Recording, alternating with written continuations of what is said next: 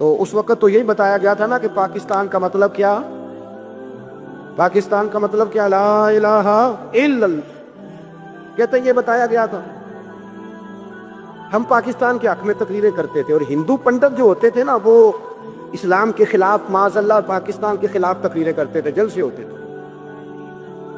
پھر جماعت علی شاہ صاحب کہتے ہیں کہ ہندوؤں کا جلسہ تھا تو ایک پنڈت تقریر کر رہا تھا، اب سارے ہندو تھے، مسلمان تھا ہی کوئی نہیں، سب ہندو بیٹھے تھے اور وہ سن رہے تھے۔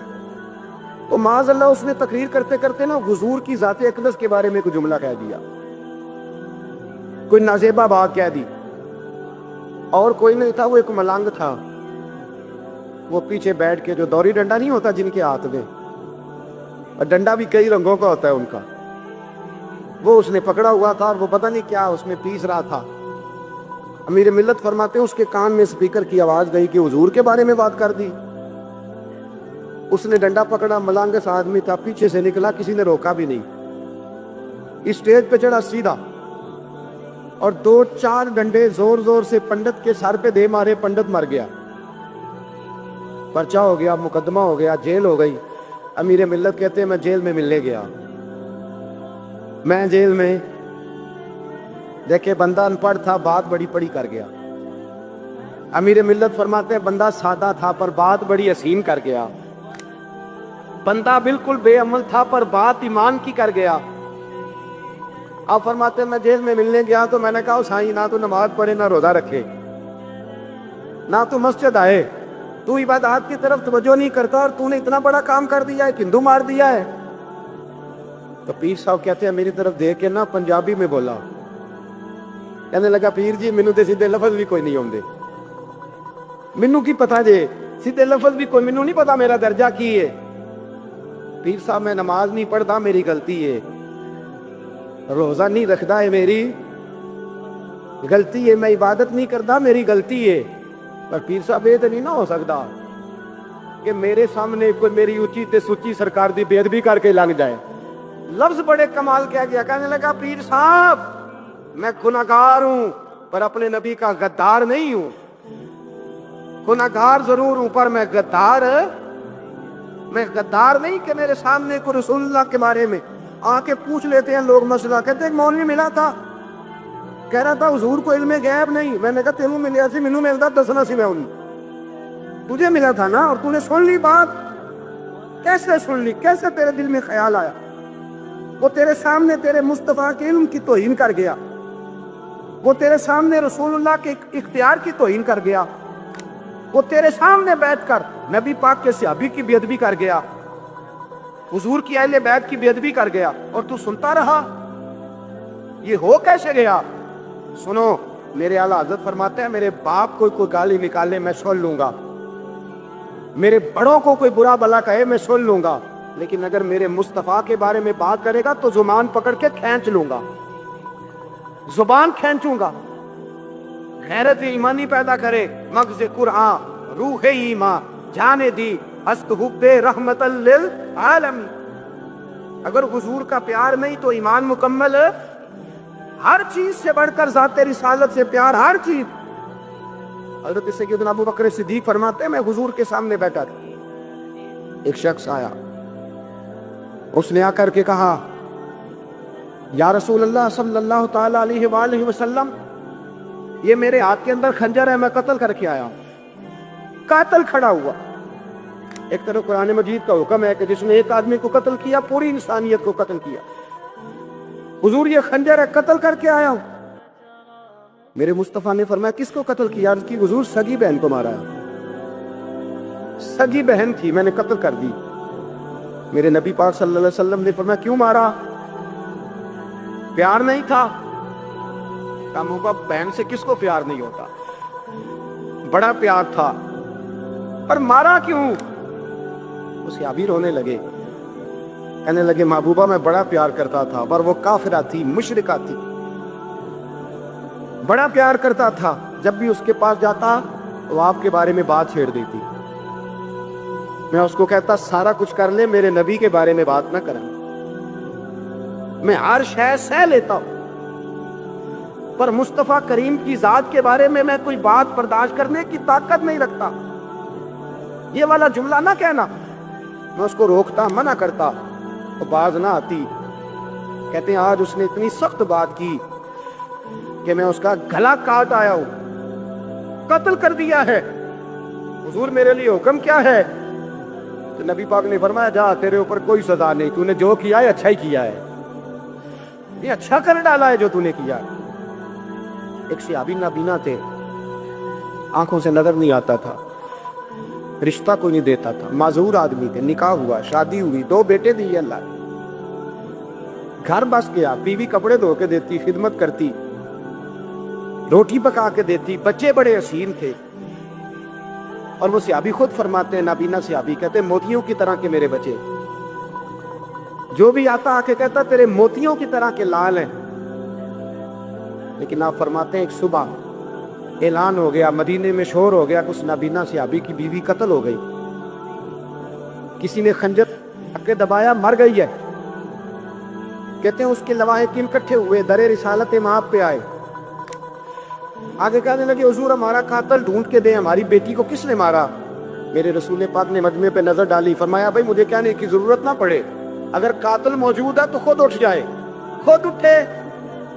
وہ نبینا صحابی بیچ میں سے اٹھ کے کھڑے ہو گئے, کہنے لگے سونے قاتل کوئی باہر نہیں, میں خود قاتل ہوں, میں نے مارا ہے, میں قاتل ہوں, میں نے مارا ہے. مصطفیٰ کریم سید عالم صلی اللہ علیہ وسلم نے فرمایا تجھے تو اس کی بڑی ضرورت تھی, بڑی حاجت تھی, تیری بیوی تھی, تیرا گھر سنبھالتی تھی, تیرے بچے تھے. صحابی عرض کرنے لگے حضور سارا کچھ ٹھیک تھا, پر وہ آپ کی بے ادب تھی. حضور اس کے آنے سے میرا گھر بس گیا, روٹی پکنے لگی, کپڑے ملنے لگے, اولاد ہونے لگی, میں دنیا پہ آ گیا. لیکن محبوبہ میں نے وہ سکھ کیا کرنے ہیں جو تیری بے ادبی پر تعمیر کیے جائیں. یا رسول اللہ مجھے کیا حاجت اس چیز کی جس میں آپ کا پیار ہی نہ ہو. یا رسول اللہ آپ کی محبت ہی نہ. حضور میں نے قتل کر ڈالا ہے, مجھے بیوی نہیں چاہیے, مجھے وہ والی چاہیے جس کی زبان پر رسول اللہ کے نام کے ترانے ہو, جو حضور کی محفل آن کرنے والی ہو, نعت پڑھنے والی ہو, جو نبی پاک علیہ السلام کی ازواج کا, اولاد کا, بیٹیوں کا ذکر کرنے والی. مجھے وہ بیوی نہیں چاہیے جو بیوی بے ادبی کرے. میرے نبی پاک صلی اللہ علیہ وسلم نے محلے داروں سے پوچھا, فرمایا بات اس کی ٹھیک ہے؟ کہا حضور واقعی بے ادب تھی. نبی پاک نے فرمایا اٹھو پھر چلے جاؤ, اس نے انسان نہیں مارا, اس نے گستاخ رسول کو مارا ہے, اس نے ایک گستاخ رسول کو مارا ہے. بھائی یاد رکھے نبی پاک کا پیار ایمان کا حصہ ہے, اس میں کوئی کمپرومائز نہیں. حضرت سہل بن سعد رضی اللہ تعالیٰ, یہ بھی بخاری ہے, یہ بھی بخاری. حضرت سہل بن سعد کہتے ہیں ایک بی بی حضور کی بارگاہ میں آئی, اس نے آ کے حضور کی خدمت عالی مرتبت میں عرض کی حضور میں جب بھی آتی ہوں کرتا یہی پہنا ہوتا ہے آپ نے. یا رسول اللہ صلی اللہ علیہ وسلم, اور اس کو تو اتنے پیبند لگے ہیں کہ گنے نہیں جاتے, تو حضور اگر اجازت دے تو ایک کرتا نہ بنوا لوں آپ کے لیے؟ تو حضور نے فرمایا بنوا لے. وہ بی بی کرتا بنوا کے لائی, اس نے بڑی محبت سے بنایا. اس زمانے میں جو کوئی نقش و نگار ہوتے تھے اس نے سجائے اپنے انداز میں, اب اس نے پیار سے بنایا, محبت سے بنایا, یہ بھی باتیں صحیح ہیں, پر اصل جملہ جس سے مزہ آئے گا وہ یہ ہے, وہ اندیے میں بڑی ریج نہ بنایا, میں بڑی. اب اس میں جو درد ہے وہ میں اردو کا جملہ ڈھونڈ کے لاؤں تو ملتا نہیں مجھے. کہتی ہے میں ریج نہ بنایا. تو محبوب پاک کی بارگاہ میں لا کے تھال میں پیش کیا. حضور کی بارگاہ میں تھال میں کچھ بندے زیادہ نیک ہو جاتے ہیں, سامنے والے کو پرہیزگاری کا مشورہ دیتے, کہتے کسی کو کوئی شے نہ لیا کرو. تو میں نے کہا اگر حضور لے لے تو طلب کرنا منع ہے, لیکن قبول کرنا تو میرے مصطفیٰ کا طریقہ ہے. تو بھائی یہ ہمیں نہ اتنا ہی نیک بناؤ جتنا میرے رسول نے ہمیں بنایا ہے. 2 قدم آگے بڑھ کے کچھ لوگ مشورے دیتے ہیں, یہ مشورہ درست نہیں. نبی پاک نے فرمایا تو کسی سے طلب نہ کر, لیکن اگر کوئی تیری طرف تحفہ بڑھائے تو اسے قبول کر, محبت میں اضافہ ہوگا. جب حضور قبول کرتے ہیں جو کائنات کو بانٹتے ہیں, تو پھر تو دوسرے پہ کیسے پابندی لگا سکتا؟ میرے رسول کریم علیہ السلام کو اس نے پیش کیا, کہ حضور قبول کر لیں. حضور نے قبول کیا. اب حضور اس کا چہرہ دیکھنے لگے, مسکرا کے فرمایا تیرا دل کرتا ہوگا میں پہن کے بھی دکھاؤں. نبی کریم علیہ السلام نے کہا تو خیر میں پہن کے آیا. حضور اندر تشریف لے گئے, تھوڑی دیر کے بعد پہن کے آئے. اس خاتون کو اتنی خوشی ہوئی کہ اس کی آنکھوں میں آنسو ہی آ گئے. کہنے لگی دیکھو میرا نصیب, میں بنا کے لائی ہوں, مصطفیٰ نے قبول فرمایا. बड़ी राजी हुई, चली गई। हजरत साल बिन साद कहते हैं करीब एक सहाबी खड़े थे, और शारहीन ने लिखा है मामूली आदमी नहीं, हजरत अब्दुल रहमान इब्न औफ थे, सहाबा में सबसे अमीर आदमी। अल्लाहु अकबर, जरा लुत्फ देखिएगा। कहते वो करीब खड़े थे, जब हुजूर ने पहना ना तो तारीफें करने लगे, कहने लगे सोने कमाल ही हो गई है महबूब, क्या बात। हुजूर उसके बनाने की मोहब्बत की भी क्या ही बात है, पर जो अल्लाह ने रंग रूप आपको अता फरमाया उसकी भी क्या ही बात है। या रसूल अल्लाह इतना प्यारा लग रहा है, इतना प्यारा। जब कोई ज्यादा तारीफ करी ना तो तारीफ करने वालों की भी अपनी अपनी नीयतें होती है ना। जब ज्यादा ही तारीफ की तो हुजूर ने फरमाया तुझे पसंद आ गया, दे दूं। वो पसंद आ गया तुझे। कुछ बंदे सियाने होंगे, पता होता है जो मर्जी पे आके ध्यान ही नहीं करता, और जिन्ना मर्जी तारीफ करो कहते तू लगा रहो, मैंने पता है तू की प्यार है। तो क्या पसंद आ गया या रसूल अल्लाह बड़ा, तो फरमाया चाहिए, तो हुजूर मेहरबानी हो जाए तो क्या ही बात है। सरकार अंदर गए, वो पुराना कुर्ता दोबारा पहना, और मेरे रसूल पाक अलैहिस्सलाम ने उस कुर्ते को उतारा, बुखारी पढ़ रहा हूँ, और नबी पाक ने ला के दिया, फरमाया चल यार वो भी राजी हो गई या तू भी राजी हो जा, तो दोनों राजी हो जाए। वो भी राजी होके गई, तू भी राजी होके जा। उसको दिया, हुजूर चले गए। सियाबाबाद में उस सियाबी के पीछे कहने लगे यार तू तगड़ा बंदा है, तुझे जरूरत ही नहीं थी। और हुजूर अलैहिस्सलाम ने बड़ी मुश्किल से कबूल किया। हुजूर तो किसी की तरफ तवज्जो ही नहीं करते, तलब ही नहीं करते, ये वाला ख्याल ही। और अगर आज हुजूर ने कबूल किया और इतना प्यारा लगा तो तुझसे बर्दाश्त ही नहीं हुआ, किस तरह का आदमी है तू। जब लोग उसके गिर्द इकट्ठे हुए तो हजरत अब्दुल रहमान इब्न औफ की आंखों में आंसू आ गए। कहने लगे मेरे भोले दोस्तों, तुम्हें गलती लग गई। तुम्हारा क्या ख्याल है मैंने वलीमे पे पहनने के लिए लिया है? तुम्हारा क्या ख्याल है शादी की दावत में पहनूंगा? तुम क्या समझते हो ईद वाले दिन पहनूंगा? और गोया अपनी दाढ़ी को पकड़ लिया। कहने लगे देखो बाल सफेद हो रहे हैं, फल पक रहा है। गुनहगार बड़ा, अगरचे बदर में भी गया हूँ, ओहद में भी तलवार उठाई है, माल भी दिया है, हर जगह गया हूँ, पर किसी अमल पर भरोसा नहीं। ये कुर्ता हुजूर के जिस्म से लग गया है, अब इसे संभाल के रखूंगा और मरते वक्त वसीयत करूंगा घर वालों को कि जब मैं मरूं ना तो इस कुर्ते में मुझे कफन पहना दे। मुझे उम्मीद है जब हुजूर का कुर्ता पहन के कब्र में जाऊंगा तो रब के फरिश्ते मुझ पर अजाब नहीं देंगे, बल्कि बगैर हिसाब किताब जन्नत अता फरमा देंगे। हजरत यूसुफ का कुर्ता तो शिफा देता है ना, और मेरे महबूब का कुर्ता दोज़ख से बचा के जन्नत अता करता है। ये सहाबा का अकीदा है। किसका अकीदा है? बोल के बताए, क्या करें इस हदीस का? इसमें बरकत है कि नहीं? कोई बंदा कह दे कि बीरे रूमा पे क्यों जाते हो, वहां तो कोई बरकत नहीं, गारे 100 रुपए क्या लेने गए? भाई थोड़ी देर के लिए जो कुर्ता हजरत यूसुफ अलैहिस्सलाम के वजूद से लगे उसमें तो बरकत है, और जिस गार में 3 दिन हुजूर बैठे रहे बरकत है कि नहीं? मौलवी सारी एनर्जी होते ला चढ़ा लगा, उम्मत को लड़ाता है, इख्तलाफ कराता है। जहां जाके प्यार मिलना चाहिए था, जहां जाके प्यार। एक शख्स को मेरे सामने कह रहा है तू शिरक कर रहा है। मैं क्या बेचारा 3-4 लाख रुपया ला के शिरक करना है? ये मुशरिक था जो यहाँ आ गया। अपने आप से बात करे, अपने ऊपर थोड़ी तवज्जो दे। दूसरों को तबलीग करते, दूसरों को वाज करते, दूसरों को नसीहत करते, दूसरों को समझाते तो बड़ा वक्त गुजर गया। अब थोड़ा सा ना आला हज़रत रहमतुल्लाह अलैह से लोगों ने कहा वाज कहें, तो फरमाने लगे अभी तो मैं अपने नफ्स को नहीं वाज कह सका, अपने आप से मैं अभी गुफ्तगू नहीं कर सका, तकरीर नहीं कर सका, तो लोगों को क्या वाज करूं। हम थोड़ा सा ना अपने ऊपर तवज्जो दें। हुजूर की मोहब्बत का जो ज़ौक़ सहाबा के यहाँ है, आज बड़े सारे लोग नहीं है जो बच बच के बात करते हैं, बच बच के। मैं तो अपने ज़माने में देखता हूँ कि सियासी लीडरों के नारे लगाते वक्त लोगों को कोई किसी किस्म की आर महसूस नहीं होती। वो गाड़ी जो कभी किसी गरीब के हॉस्पिटल जाने के काम नहीं आई, सियासी लीडर का जलसा हो तो वो भी गाड़ी अंदर से निकल आती है, और उस पर 10 बंदे चढ़ जाएं तो टूटने का भी कोई खतरा महसूस नहीं होता। लेकिन वो लोग जो इतना तगड़ा करके अपने लीडर का नारा लगा रहे थे, उन्हें चाहिए तो ना कि उससे कई 100 गुना बढ़ के उनकी ज़ुबानों पे हुजूर के तज़किरे जारी होते, और उनकी ज़ुबानें पूरी तरह तर होती दुरूद व सलाम से। लेकिन आप देख लें हम अपनी अपनी फील्ड में, अपने अपने मामलात में कितने ज़्यादा मजबूत हैं और कितने ज़्यादा आगे हैं, लेकिन ज़ाते रिसालत महब के मामले में हमें वो जोश, वो मोहब्बत जिसका हम इजहार करते हैं, हमें उसे कैफियत में लाना चाहिए।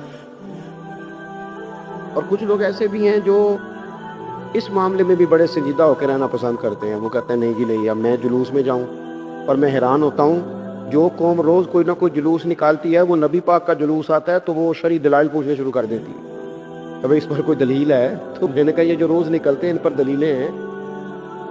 کبھی کسی نے سوال نہیں کیا، کبھی کسی شخص نے کوئی بات نہیں کی، اور یہاں لوگ دلائل کی دنیا میں اتر آتے ہیں۔ وارفتگی، شوق، حضور کی جو مرکزی حیثیت ہے دین میں، نبی پاک کے ساتھ قلبی رشتہ، مضبوط وارفتگی۔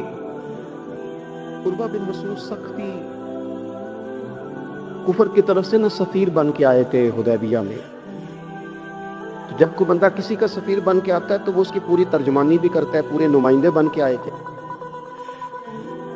یہاں کچھ وقت انہوں نے حضور کے صحابہ کے ساتھ گزارا اور واپس گئے، تو جا کے کہنے لگے لوگوں میں سفیر آدمی ہوں، میں نے کافی ساری دنیا دیکھی ہے۔ سفیر جو ہوتے ہیں نا مختلف ممالک میں تعینات، وہ مختلف تہذیبوں کو دیکھتے ہیں، مختلف حکومتوں کو دیکھتے ہیں، مختلف نظریات کا مطالعہ کرتے ہیں۔ کہنے لگے میں مختلف قسم کے لوگوں کو دیکھ کے آیا ہوں، کیسر و کسریٰ کے بڑے بڑے دربار میں نے دیکھے، اور عرب کے اندر کچھ ایسے لوگ بھی تھے اس دنیا میں کہ جو اپنے آپ کو سجدہ کرواتے ہیں۔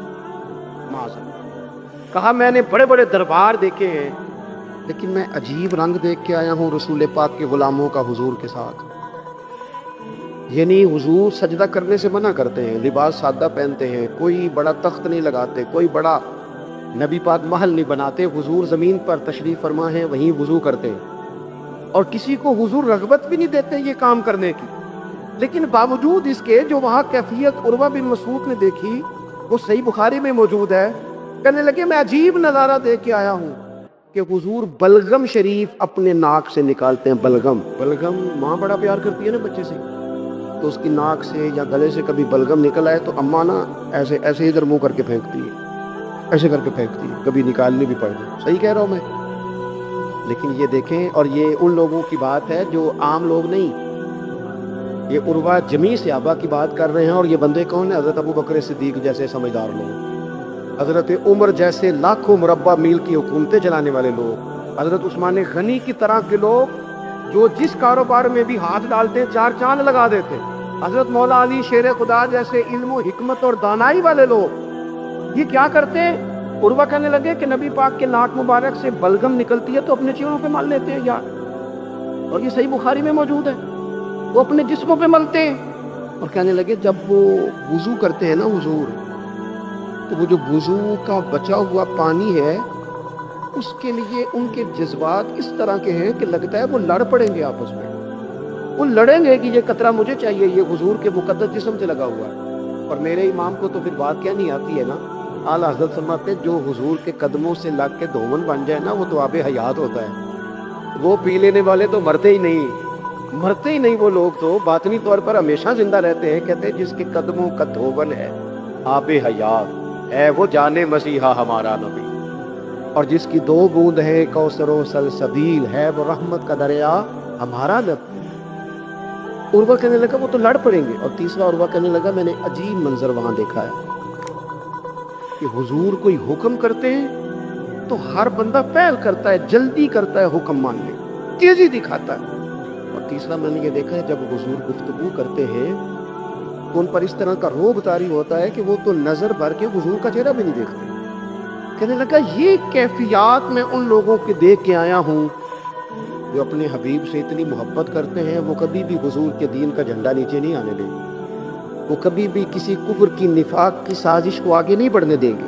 تو کافر تو کل بھی اس بات کا اظہار کر رہا تھا کہ ہمیں جو ڈر لگتا ہے مسلمانوں سے، وہ اس بات سے لگتا ہے یہ اپنے نبی کے ساتھ بڑے جڑے ہوئے، ان کا رشتہ حضور کے ساتھ بڑا مضبوط، اور امت سوال جواب کر رہی ہے، امت ترازو لے کے بیٹھی ہے کہ اتنا علم تھا معاذ اللہ اور اتنا نہیں تھا، یہ کر سکتے تھے اور یہ نہیں کر سکتے، ان کو یہ کہنا چاہیے اور یہ نہیں کہنا چاہیے۔ بھئی یہ تو ہمارے بزرگ پرانا فیصلہ کر گئے، وہ کہتے ہیں بعد از خدا بزرگ تو ہی قصہ مختصر، اور حضور رب کے بعد سب سے بڑے ہیں، یہی مختصر قصہ ہے۔ تو حضور سید عالم کے ساتھ جو قلبی وابستگی ہے، نبی کریم علیہ السلام نا مدینہ شریف میں جب ہجرت کر کے تشریف لے گئے تھے تو حضرت ابو ایوب انصاری رضی اللہ تعالیٰ عنہ کے گھر میں حضور نے قیام فرمایا تھا۔ ہمارے پاس بہت ساری چیزیں ایسی ہوتی ہیں جن کی طلب بڑی ہوتی ہے، لیکن جب وہ حاصل ہو جاتی ہیں پھر ان کی طلب نہیں رہتی۔ ایک چیز آپ کے پاس ہمیشہ رہنے لگ جاتی ہے، پھر اس کے ادب آداب زیادہ نہیں رہتے. یہ ایک مزاج ہے. عام آدمی, چلے میں اپنی بات بتاتا ہوں آپ کو. عام آدمی جو ہوتا ہے نا وہ قرآن شریف کے غلاف کو بھی چومتا ہے, پھر قرآن پاک کو بھی چومتا ہے, پھر وہ بڑے احترام سے کھول کے رکھتا ہے. لیکن ہمارے مدارس میں جو حافظ ہوتے ہیں وہ نہیں زیادہ چومتے, ان کے پاس رہتا ہے نا ہر وقت, وہ لا کے رکھتے, ادب کرتے ہیں, کوئی بے ادبی نہیں کرتے, اللہ معاف کرے. لیکن جس طرح سے عام آدمی اس کو بار بار چومتا ہے یا ذوق کا اظہار کرتا ہے, دیکھیں حافظ بیچ بیچ میں سے ناراض ہونے لگ گیا مجھ سے.